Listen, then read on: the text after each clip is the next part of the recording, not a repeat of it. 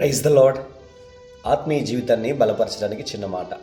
పరిశుద్ధ గ్రంథంలో కీర్తనలు 107:30 ఇలా వ్రాయబడి ఉంది, వారు కోరిన రేవుకు వారిని చేర్చేదను అని చెప్పి. దైవబిడ్డలారా, ఈ మాట విన్నప్పుడే కొంచెం నిత్యంగా మనకు ఊరటను దేవుడు కలుగు చేసినట్లే అనిపిస్తుంది కదా. ఎస్, నిత్యముగా నా ప్రభు మన యొక్క ఆత్మీయ జీవితంలో మన హృదయ వాంఛను ఎరిగినటువంటి దేవుడు మన దేవుడు. మనం ఏమైతే కోరుకుంటున్నామో ఆ కోరికను తీర్చగలిగిన సమర్థవంతుడు మన దేవుడు.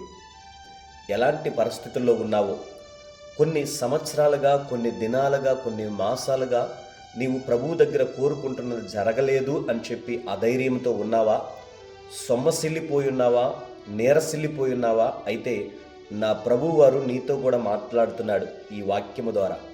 నీవు కోరిన రేవుకు చేర్చగలిగిన దేవదేవుడు నీతో కూడా మాట్లాడుతున్నాడు. ఏంటో తెలుసా?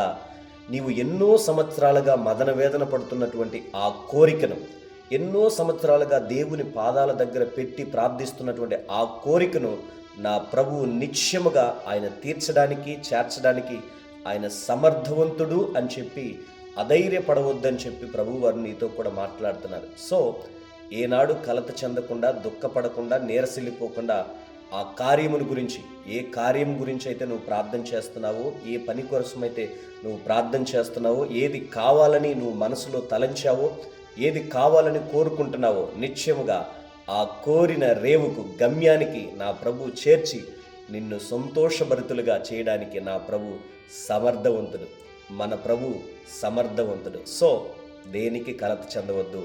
నా ప్రభు నిశ్చయముగా మనము కోరుకున్నది నిశ్చయముగా ఆయన చేసి మనల్ని సంతోషపరుస్తాడు. Praise the Lord. కృప సమాధానములు మన దేవుడు మన 50 మందికి దయచేయునుగాక. ఆమేన్.